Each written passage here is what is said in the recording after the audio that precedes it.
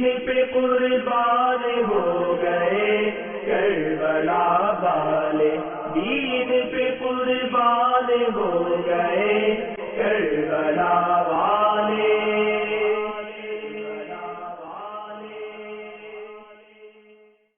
الحمدللہ رب العالمین والصلاة والسلام علی سید المرسلین، اما بعد فاعوذ باللہ من الشیطان الرجیم، بسم اللہ الرحمن الرحیم۔ الصلاة والسلام علیک یا رسول اللہ وعلی آلک واصحابک یا حبیب اللہ، الصلاة والسلام علیک یا نبی اللہ وعلی آلک واصحابک یا نور اللہ۔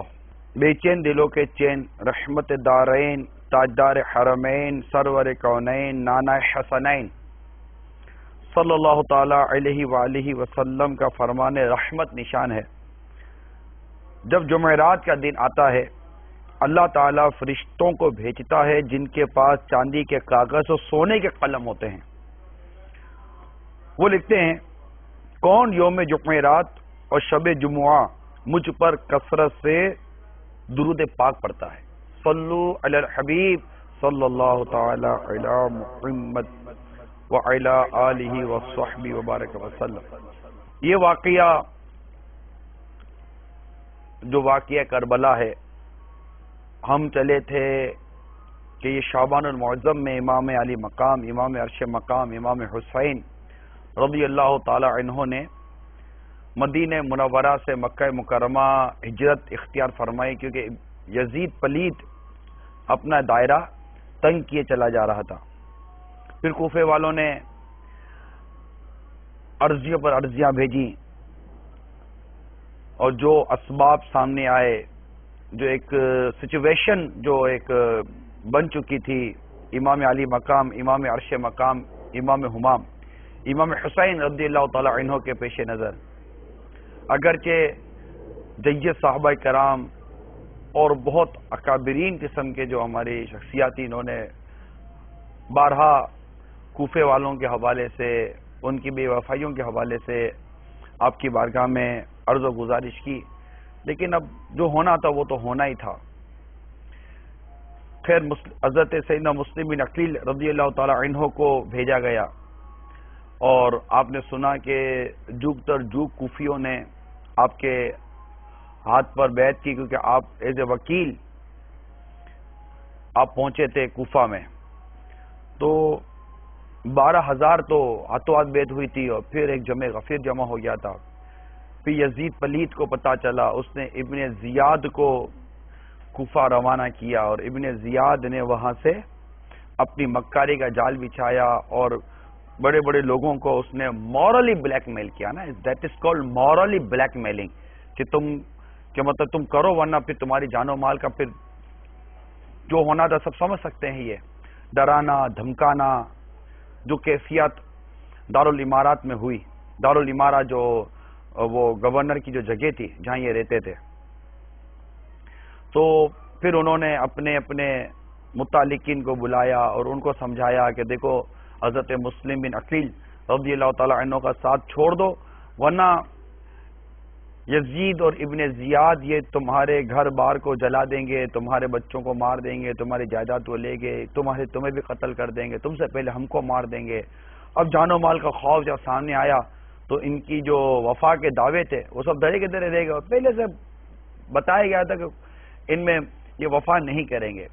اور پھر 40,000 کا جو ایک آپ کے ساتھ جو معتقدین تھے حضرت مسلم بن عقیل رضی اللہ تعالیٰ عنہ کے ساتھ 40,000 معتقدین تھے، اور 40,000 کے ساتھ جو آپ نے اس کا جو گھیراؤ کیا تھا اس عمارت کا، جس کے اندر ابن زیاد تھا اور دیگر لوگوں جیسے نظر بند کیا ہوا تھا وہ سارے تھے، آپ سمجھ سکتے کہ 40,000 اس کو انسٹنٹ بجا دیتے۔ لیکن میں نے کل بھی عرض کر دی تھی، مقصد یہ مار دھار نہیں ہے، مقصد تو یہ ہے کہ چلے بیٹھ کر کوئی ٹیبل ٹاک ہو جائے گی، کوئی بات ہو جائے گی، کوئی مصالحت کی بات ہو جائے گی۔ بھائی کیا بات ہے، ہم خود تو نہیں ہے نا، ہمیں تو انہوں نے بلایا تھا۔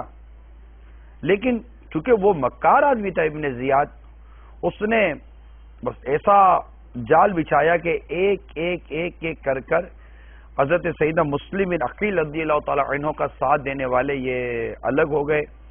اور ایک وقت ایسا آیا، وہی اسی دن کی بات ہے کہ نماز پڑھ کر فارغ ہوئے تو پیچھے ایک بھی نہیں تھا، سب چلے گئے، آپ اکیلے رہ گئے۔ آپ تصور کیجئے، تھوڑے چند دنوں کی بات ہے، چند لمحات پہلے کی بات ہو کہ ایک شخص کے ساتھ 40 ہزار افراد جان قربان کرنے کے لیے تیار ہوں، اور ودین آور چند گھنٹوں کے اندر اندر اب اس کا ساتھ دینے والا ایک بھی کوفے میں نہیں ہے۔ اس پر مفسر قرآن سید نعیم الدین مراد آبادی علیہ رحمت الہادی نے جو آگے یہ بیان کیا ہے پورا جو واقعہ، آئیے میں آپ کو اس سے جو اس کی تفصیل ہے وہ میں عرض کرنے کی کوشش کرتا ہوں کہ آگے پھر کیا ہوا جب یہ سب چلے گئے اور آپ اکیلے رہ گئے۔ اس کے بعد کے واقعات میں آپ کو عرض کرتا ہوں۔ جب وہ اکیلے رہ گئے تو جو سب سے اہم ترین اور سب سے بنیادی غم اور جو ایک دکھ کی کیفیت جو آپ کے ساتھ تھی وہ یہ تھی کہ میں نے تو امام علی مقام، امام عرش مقام، امام حمام، امام حسین رضی اللہ تعالی عنہ کو تو میں نے مکتوب لکھ دیا، مکتوب بھیج دیا کہ یہاں کے حالات بڑے اچھے ہیں اور مطلب جان و مال قربان کرنے کے لیے سب تیار ہیں، اور یوں ہیں یوں ہیں یوں ہیں، دعوتیں ہو رہی ہیں، جو کچھ تھا بس آپ اب چل پڑیے اور ان کو ظالم کے ظلم سے بچانے کی کوشش کیجیے۔ تو اب جو چیز جو آپ کو سب سے بڑھ کر جو غم کا باعث بنی سیدنا مسلم بن عقیل رضی اللہ تعالیٰ عنہ کے لیے وہ یہ تھی کہ میرا تو مکتوب پاتے ہی آپ تو ماں رفقا اور جو اہل و عیال ہے، جو خاندان اہل بیت ہے، اسے لے کر آپ تو کوفہ کا سفر اختیار کر لیں گے، اور یہاں تو بے وفائی کر دی، یہاں تو معاملہ ہی بالکل چوپٹ ہو گیا۔ آپ دیکھیے آپ اس وقت پر جائیں جس وقت کی میں بات کر رہا ہوں۔ ابھی 60 سے ہجری چل رہی ہے، محرم الحرام میں 61 سے ہجری شروع ہو چکی تھی، ابھی 60 سے ہجری چل رہی ہے، اور 60 سے ہجری کے آخری مہینے چل رہے ہیں، اور ان آخری مہینوں میں اب اس وقت کی سوچیں کہ اب کوئی ٹیلی فون، کوئی ٹیلی گرام، کوئی فیکس، کوئی ای میل سسٹم تھوڑی کوئی تھا کہ آدمی فون کر دے، کوئی ایمرجنسی انفارم کر دے، کوئی ایسی کوئی مطلب کہ کوئی کوریئر سروس سے تھوڑی تھی کہ جا کر ود ان 24 آور یا کوئی راستے میں آ کر مل جائے۔ ڈیفینیٹلی گھوڑے اور اونٹوں پر اور اس طرح کے مطلب کہ سواریوں پر جا کر ہی پیغام پہنچا جا سکتا، لیکن یہاں تو پیغام دے کس کو؟ یہاں تو کوئی ساتھ دینے والا بھی نہیں تھا نا، پیغام کس کو دے گے؟ کوئی ساتھ دینے والا بھی نہیں ہے کہ جا کر کوئی پیغام میرا وہاں جا کر امام حسین رضی اللہ تعالیٰ عنہ کو پہنچا سکے۔ اب یہ جب یہاں آئیں گے کوفے میں تو یہ لوگ ان کا کیا حال کریں گے؟ ابن زیاد کیا برتاؤ کرے گا؟ یہ ایک کیفیت امام مسلم بن عقیل رضی اللہ تعالیٰ عنہ بتا رہی تھی۔ ساتھ ہی ساتھ ڈیفینیٹلی جو ایک بے وفائی کا جو منظر دیکھا، اب غور کیجیے، کوئی آپ کو اتنے عہد و پیما دلائے، اتنے کمٹمنٹ کرے، آپ بے فکر ہو، میں بیٹھا ہوں، جب پریشانی آ جائے پھر جب وہ پیٹھ پھیر لے تو آپ پر کیا بیتے گی؟ پھر وہ بھی پردیس، چھوٹے 2 ننھے شہزادے وہ آپ کے ساتھ ہیں۔ اب ان تمام تر چیزوں کو غور پر رکھیے، سامنے رکھیے۔ اب دیکھیے کہ اس وقت کوفے کی ان گلیوں میں رات ہو چکی ہے، گلیوں میں رات ہو چکی ہے۔ سیدنا مسلم بن عقیل رضی اللہ تعالی عنہ اور ایک روایت کے مطابق ان کے ساتھ 2 بچے آپ کے شہزادے بھی تھے۔ اس وقت ان کی کیفیت کا عالم کیا ہوگا؟ کیا مطلب دماغ کام نہیں کرتا، یعنی جب ان کی بے وفائیاں، کوفیوں کی بے وفائیاں پڑھتے ہیں، ان کی اس کیفیت کو پڑھتے ہیں تو جیسے کہ خون کھولتا ہے کہ ارے کیسے لوگ تھے، یوں چھوڑ دیا، ایک شخص بھی نہیں ہے تیار جو ان کے ساتھ کھڑا رہ سکے۔ خیر، اب آپ کو پیاس لگی تھی، پانی پینے کے لیے مسئلے تھے، پیاس لگی، ایک گھر سامنے نظر آیا،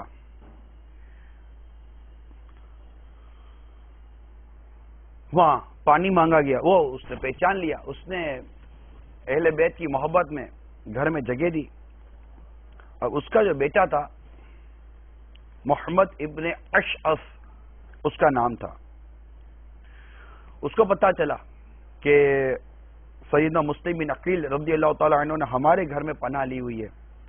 اس نے کیا کیا؟ اس نے ابن زیاد کو اطلاع دے دی، کیا تمہارا جو مطلوب ہے جس کو تم ڈھونڈ رہے ہو میرے گھر میں ہے۔ اب ابن زیاد نے کیا کیا؟ اس کا پورا نام عبید اللہ ابن زیاد تھا۔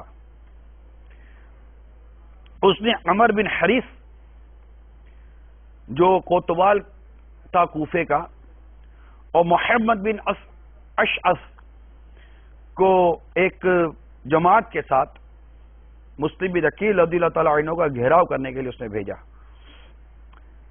کہ ان کو گرفتار کر لیا جائے۔ اب جیسے یہ پہنچا لینے کے لیے، آپ معاملہ بھانپ گئے، آپ نے اپنی تلوار پکڑ لی اور مقابلہ شروع ہو گیا۔ اب یہ شیر خدا کا خون، شیر خدا کا خاندان، یہ بہادروں کا خاندان، یہ ہمت والوں کا، طاقت والوں کا خاندان، یہ جو ٹوٹے اس کے لشکر کے اوپر، جو برسے تو ادھر آگے پیچھے کرنا شروع کر دیا، یہ سب بوکھلا گئے کہ یہ اکیلا فرد ہم پر اس قدر غالب آ گیا۔ اب پھر کو چالاکی، پھر مکاری کہ اگر ہم لڑتے رہے تو یہ تو ہم سب کو مار دیں گے۔ تو پھر یہ ہوا کہ جناب وہ لڑنے سے کیا فائدہ، اور چلیے، اور یوں مطلب گفتگو ہونے لگی۔ آپ بھی بیٹھ گئے۔ جب سلو کی بات سامنے آئی، کہا کہ آپ ہمارے ساتھ چلیں، ہم وہاں چل کر گفتگو کرتے ہیں۔ آپ نے فرمایا کہ میرا خود بھی مقصد کو جنگ لڑنا تو ہے نہیں۔ جس وقت میرے ساتھ 40,000 کا لشکر تھا، میں چاہتا تو آپ کی اینٹ سے اینٹ بجا دیتا، مگر میرا مقصد چونکہ لڑائی نہیں تھی، اس لیے اگر مصالحت کی بات کرنی ہے، تو ٹیبل ٹاک کرنی ہے، تو بات کرنی ہے، چلے میں تیار ہوں۔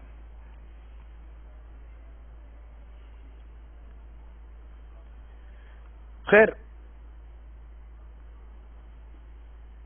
سیدنا مسلم بن عقیل رضی اللہ تعالی عنہ اپنے دونوں شہزادوں کے ساتھ ابن زیاد کی طرف روانہ ہوئے۔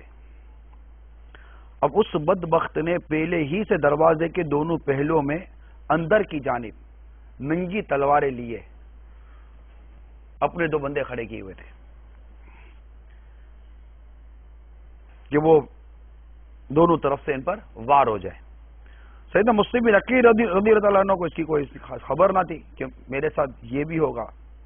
خیر، آپ قرآن کی آیت وغیرہ پڑھتے ہوئے جب دروازے داخل ہوئے تو وہ چونکہ تیار تھے، انہوں نے وار کیا، اور وار کرتے ہی بنی ہاشم کا یہ مظلوم مسافر ان ظالموں کے ہاتھوں بڑی پیاس کے عالم میں یہ شہید کر دیے گئے۔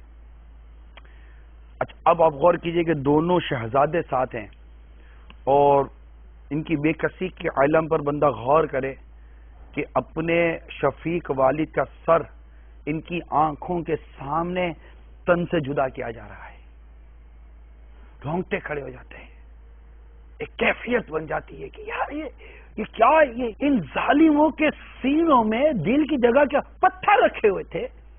ان کو اس بات کا احساس نہیں تھا کہ ہم جس شخص کو شہید کر رہے ہیں، جس کو اس بے دردی کے ساتھ ہم شہید کر رہے ہیں، بھوکا پیاسا جس کو شہید کر رہے ہیں، ارے اس کے دو ننھے شہزادے ان کے سامنے ہیں، ان دو بچوں کے سامنے ان کے باپ کو شہید کر دینا اور گردن کو جسم سے جدا کر دینا، یہ مطلب ہم غور کرتے ہیں تو بالکل ہوشان خطا ہو جاتے ہیں ہمارے۔ یہ کیا چیز ہے؟ یہ کیسے لوگ تھے؟ ان سے کس طرح کی رحم کی امید کی جا سکتی تھی؟ یہ کیسے ظالم تھے؟ اقتدار نے ان کو اندھا کر کے رکھ دیا تھا، دنیا کی مال و دولت اور دنیا کی ہوس نے ان کو اندھا کر کے رکھ دیا تھا۔ میرے آقا سیدنا مسلم بن عقیل رضی اللہ تعالیٰ نے کو اس طرح شہید کر دیا۔ آگے سنیے، اب یہ دونوں شہزادوں کے بارے میں لکھا ہوا، یہ دونوں شہزادے کس قدر کانپ رہے تھے، کانپتے کانپتے دونوں ایک دوسرے سے لپٹ گئے، گلے لگ گئے، آنکھوں سے جیسے کہ خون رواں ہے۔ ان بے درد لوگوں کو ان دو ننھے شہزادوں پر بھی رحم نہ آیا، اور تلوار لے کر ان دونوں ننھے شہزادوں کو بھی وہی ہاتھوں شہید کر دیا گیا، ہاتھوں شہید کر دیا گیا۔ کون کھولتا ہے ان ظالموں کے یہ ظلم و ستم پڑھ کر؟ کون کھولتا ہے؟ کیسے لوگ تھے یہ لوگ؟ ان کے لیے دلوں میں ہمدردیوں کا آنا، یزید اور ابن زیاد جیسے مکار لوگوں کے لیے، ارے کسی عاشق اہل بیت، عاشق صحابہ اور عاشق رسول کے دل میں ہمدردی آ سکتی ہے؟ نہیں، کبھی نہیں، ہرگز نہیں، نہیں آ سکتی۔ اس طرح شہید کر دیا، یہ دو ننھے شہزادوں کو بھی شہید کر دیا۔ ایک طرف والد کی سر جسم سے سر جدا ہو کر لاش ہے، اور دو ننھے شہزادے شہید ہو گئے۔ اسی واقعے کو حضرت سیدنا حسن رضا خان کچھ اس انداز سے نقل کرتے ہیں کہ آخر کار آپ نے گھر میں پناہ لی، ابن زیاد کو خبر پہنچی تو مقابلے کے لیے اس گھر میں پہنچے۔ پھر وہی جو میں نے آپ کو عرض کی کہ وہ لڑائی شروع ہوئی، اور مسلم عقیل رضی اللہ تعالیٰ عنہ پر قابو پانا یہ آسان کام نہ تھا۔ کیسے آسان کام ہو سکتا ہے؟ تو یہ جو ابن اشعث تھا جس کے گھر میں آپ رکے ہوئے تھے، اس نے آواز دی کہ امام آپ کے لیے امان ہے، آپ نہ قتل کیے جائیں گے نہ آپ کے ساتھ گستاخی کی جائے گی۔ یہ سن کر امام مظلوم امام مسلم رضی اللہ تعالی عنہ تھک کر دیوار سے ٹیک لگا کر بیٹھ گئے۔ ایک اکیلا آدمی لڑ رہا تھا۔ یہاں تک میں نے کتاب میں پڑھا میرے میٹھے اور پیارے اسلامی بھائیوں کہ یہ جب لڑ رہے تھے نا تلواروں سے امام مسلم رضی اللہ تعالیٰ عنہ سے، تو یہ تلوار سے تو مقابلہ کریے، یہ گھر کے اوپر کی وہ منزلوں پہ چڑھ گئے اور اوپر سے چڑھ کر پتھر مارنے لگے، پتھر پھینکنے لگے، آگ کے گولے پھینکنے لگے۔ کیا اس وقت امام مسلم رضی اللہ تعالیٰ عنہ کی کیفیت ہوگی؟ مگر پھر بھی یہ لڑ نہیں سکتے تھے۔ آخر یہ امان اور یہ ساری باتیں دے دلا کر کہا کہ آپ چلیے ہم بیٹھ کر بات کرتے ہیں۔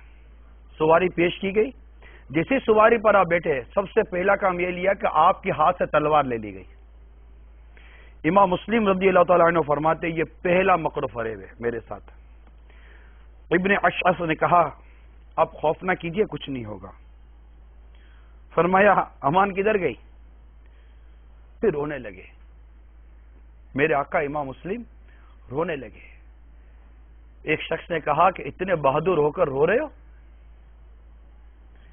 فرمایا اپنے لیے نہیں رو رہا، میں اپنے لیے نہیں رو رہا ہوں، وہ رونا تو مجھے میرے آقا امام حسین اور آل حسین پر آ رہا ہے کہ تمہارے اطمینان پر آتے ہوں، تمہارے اطمینان پر وہ آتے ہوں گے، انہیں تمہارے اس مکر اور بدعہدی کی خبر نہیں ہے، نہ جانے ان کے ساتھ یہاں کیا سلوک کیا جائے گا، یہ سوچ کر میں رو رہا ہوں۔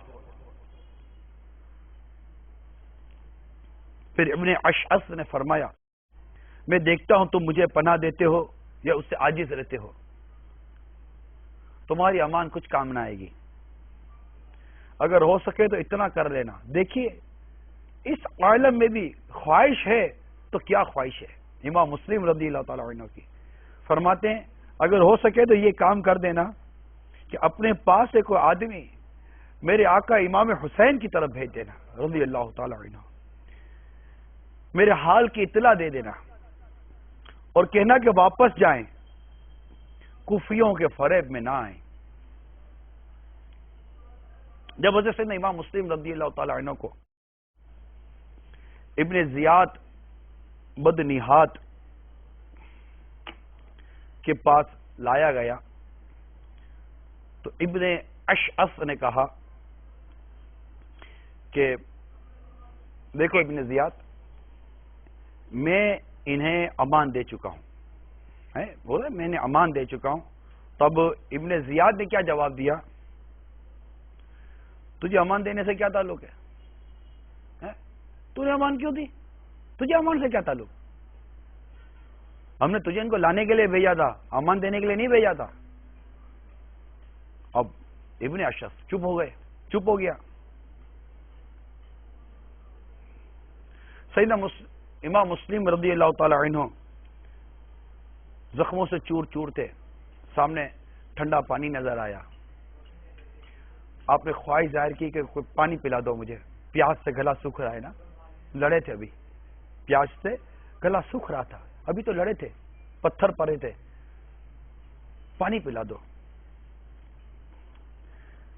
وہاں ایک ابن عمر باہلی شخص کھڑا تھا، بدبخت بولا دیکھو کیسا ٹھنڈا ہے یہ، دیکھو کیسا ٹھنڈا ہے یہ، تم کو اس میں سے ایک بوند تک نہ ملے گی، یہاں تک کہ معاذ اللہ جہنم کا گرم پانی پیو گے، اور لبھان والا فیس۔ امام مسلم نے اس کی یہ بات سن کر ارشاد فرمایا، سنگدل اور درست ہو آب حمیم اور نار جحیم کا تو لگتا ہے کہ تو مستحق نہ ہو جائے۔ پھر عمارہ بن عقبہ کو ترس آیا، وہاں ایک اور شخص کھڑا تھا، ٹھنڈا پانی لا کر پیش کیا۔ امام مسلم رضی اللہ تعالی عنہ نے جب اس کو پینا چاہا تو پیالہ خون سے بھر گیا، دوبارہ پانی ملا، دوبارہ پینا چاہا، پانی کا پیالہ خون سے بھر گیا، پھر پینا چاہا، پھر پانی کا پیالہ خون سے بھر گیا۔ یہ کہتے ہوئے پانی ایک طرف رکھ دیا کہ لگتا ہے اللہ کو منظور نہیں کہ میں پیاس بجھانے میں کامیاب ہو جاؤں۔ اس کے بعد آئینہ قیامت میں مولانا حسن رضا خان علیہ رحمت الحنان لکھتے ہیں کہ جب ابن زیاد بدنہاد کے سامنے جو بات چیت ہوئی تو آپ نے فرمایا مجھے ایک وصیت کر لینے دو۔ اس نے کہا ٹھیک ہے وصیت کر لو۔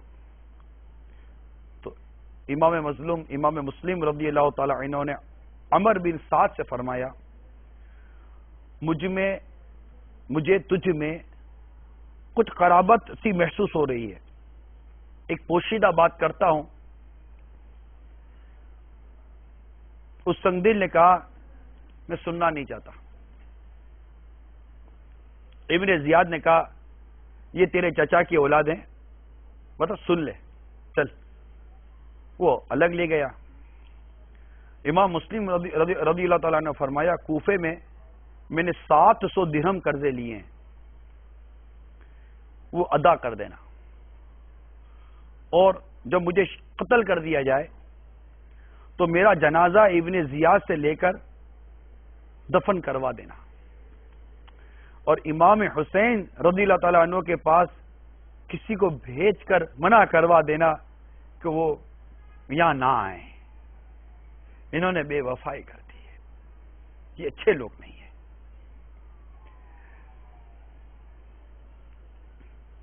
ابن سعد نے ابن زیاد سے سب باتیں بیان کر دی، بتائیں آپ یہ کیسے لوگ تھے یار؟ ارے بالکل آخری وقت میں صرف وصیت کر رہا ہے، جو کچھ ہوا سب پتا ہے کہ ان کے ساتھ کیا سلوک و برتاؤ کیا جا رہا ہے۔ ایک شخص کونے میں لے جا کر وصیت کر رہا ہے، امانت کے طور پر ایک بات بیان کر رہا ہے کہ یار میں دنیا سے چلا جاؤں تو میرے یہ رقم ادا کر دینا، میرا جنازہ دفن کر دینا، اور امام حسین رضی اللہ تعالی عنہ کو یہ اطلاع دے دینا۔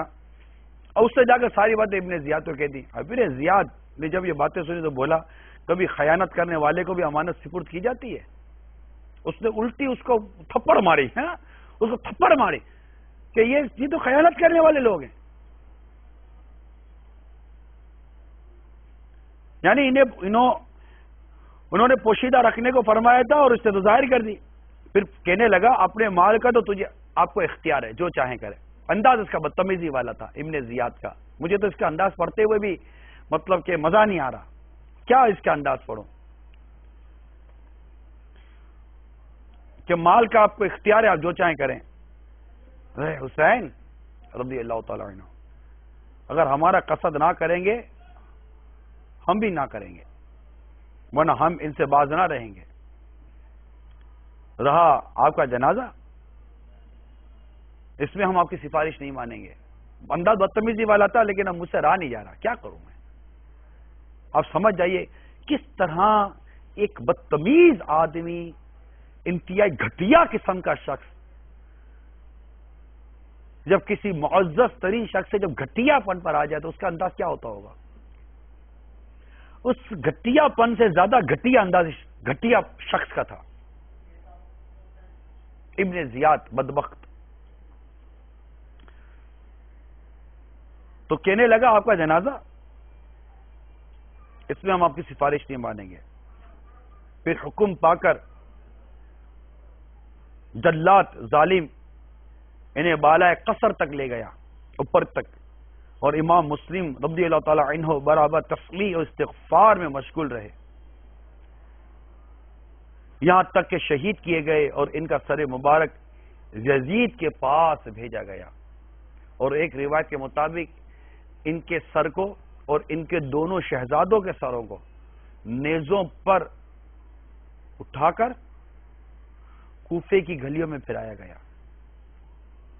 جب یہ باتیں پڑھ رہا تھا تو میں نے سوچا کہ یہ جو کوفے کی گلیوں میں ان کے سروں کو پھرایا گیا، یہ کوفے والے جو ان کے سر مبارک کو جو دیکھ رہے ہوں گے تو یہ سوچتے نہیں ہوں گے کہ یہ ہم نے کیا کیا، ان کو کچھ احساس نہیں ہو رہا ہوگا، اتنی بڑی بے وفائی، اس مسافر کے ساتھ اتنا بڑا دغا، ایسی مثال کہاں سے رہیں گے ہم؟ خیر،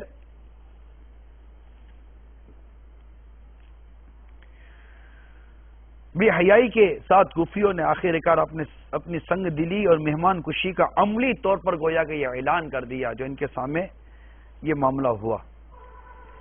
اچھا، اب یہ واقعہ 3 ذی الحجہ 7 ہجری کا ہے۔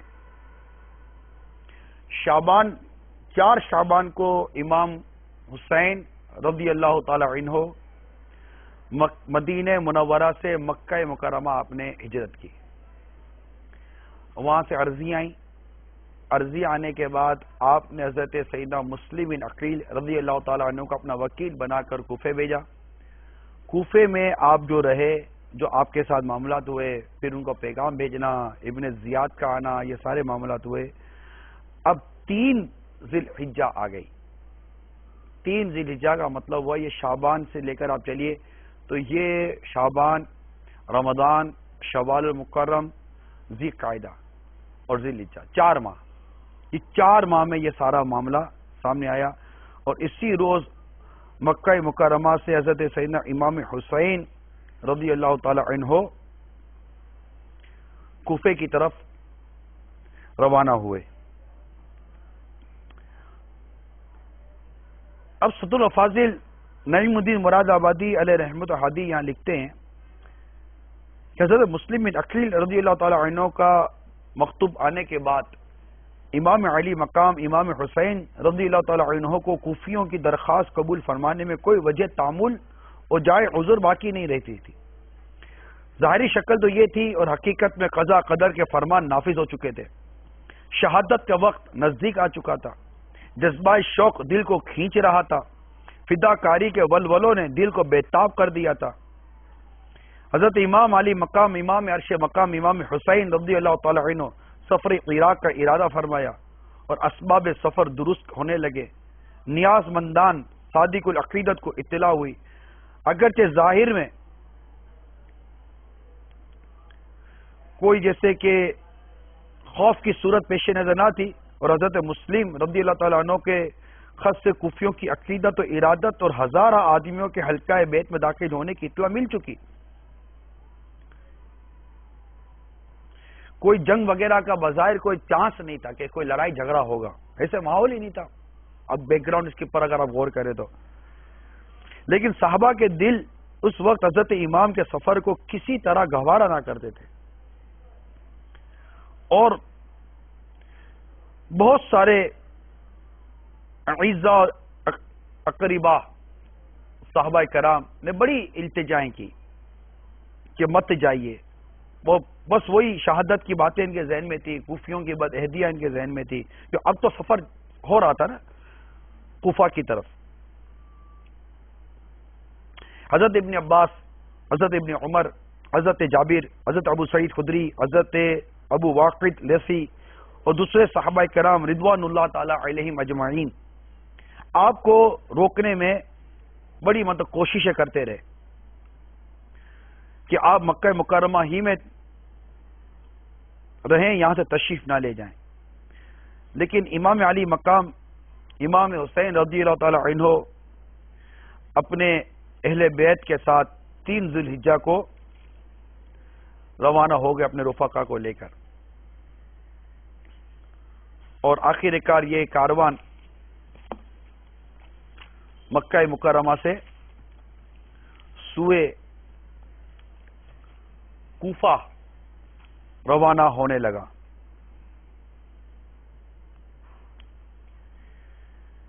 اس جگہ پر ایک نظم لکھی ہے، وہ نظم کے چند اشعار میں آپ کو سناتا ہوں کہ یہ پورے جو واقعہ ہو رہا تھا. سب نے عرض کی کہ شہزادہ حیدر مت جا.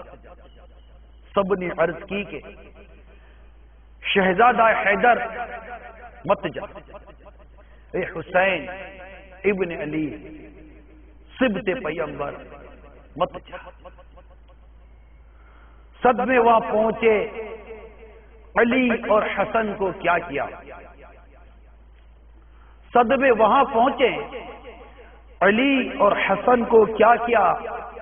جانا کوفہ کا تو ہرگز نہیں بہتر مت جا. جانا کوفہ کا تو ہرگز نہیں بہتر مت جا. حق نما آئینہ ہے رخ تیرا.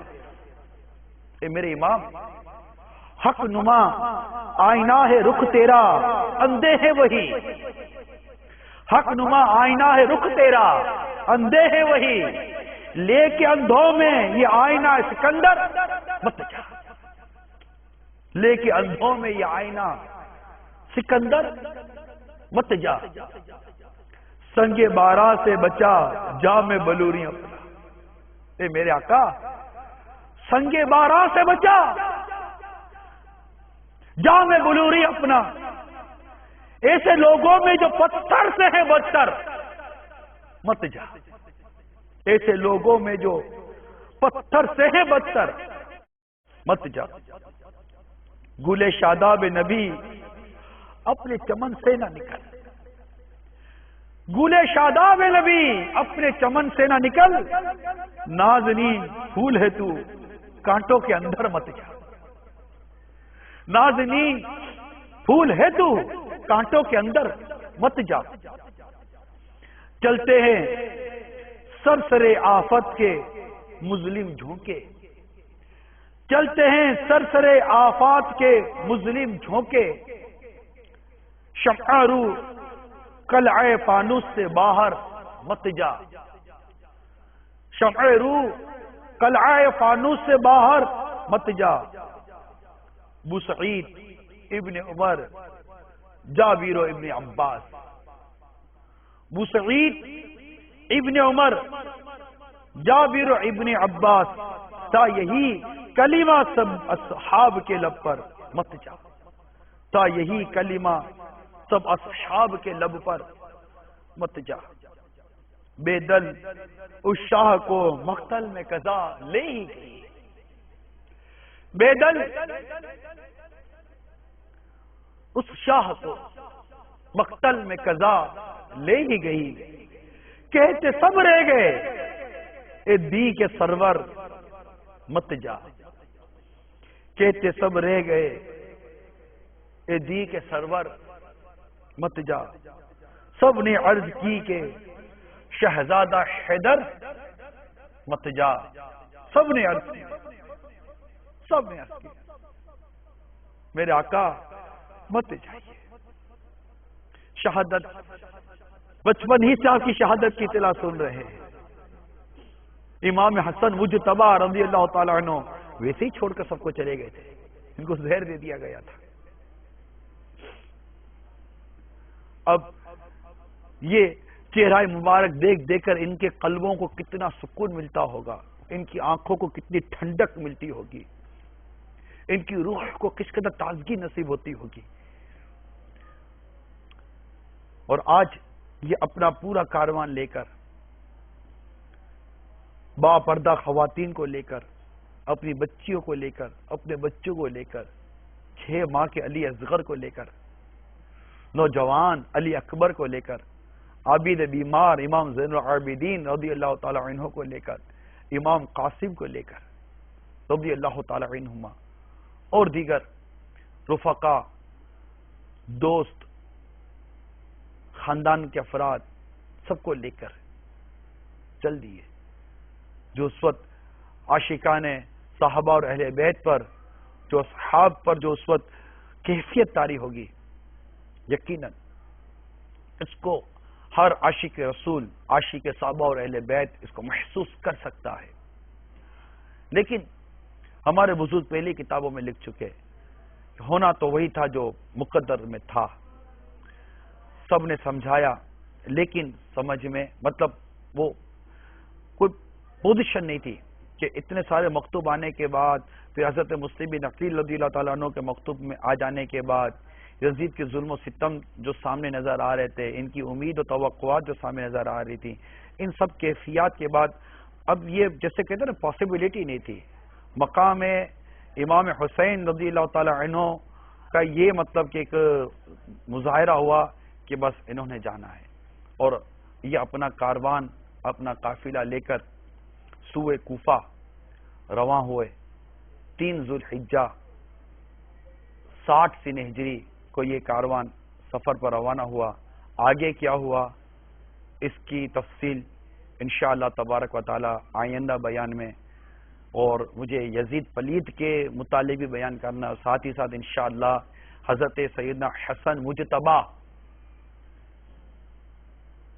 رضی اللہ تعالی عنہ ان کی سیرت پر بھی انشاءاللہ تبارک و تعالی چند مدنی پھول عرض کرنے کی نیت ہے. اللہ تبارک و تعالی ہم سب کو اس پورے واقعے میں موجود جو سبق کے سیکھنے کے مدنی پھول ہیں اس پر عمل کرنے کی توفیق عطا فرمائے. صلو علی الحبیب صلی اللہ تعالی علیہ وسلم. دین پہ قربان ہو گئے کربلا والے، دین پہ قربان ہو گئے